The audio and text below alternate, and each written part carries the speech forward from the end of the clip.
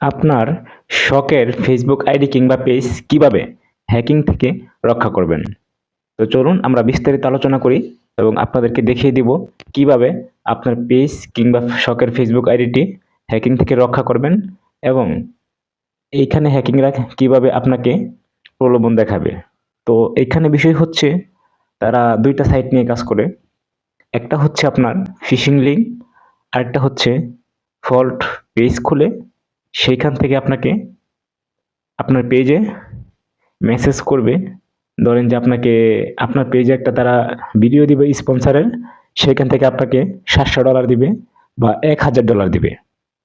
এইভাবে আপনাকে প্রলোভন দেখিয়ে আপনার পেজটা হাতিয়ে নিতে পারে।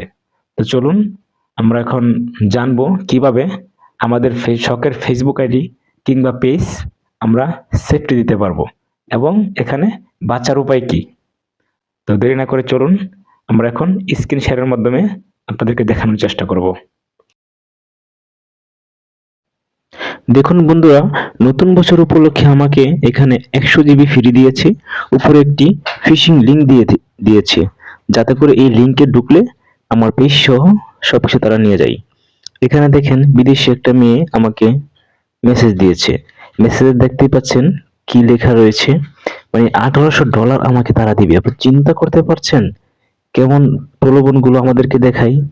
এখানে দেখেন একটা মেয়ে, সে বলতেছে তাকে ফলো দিতাম পেজে, কিন্তু লাস্টে সে একটা লিঙ্ক দিয়ে দিয়েছে। কিন্তু আমি তো কম চালাক না, আমি কখনোই এভাবে কাজ করি না। সবাই সাবধান হয়ে যাবেন।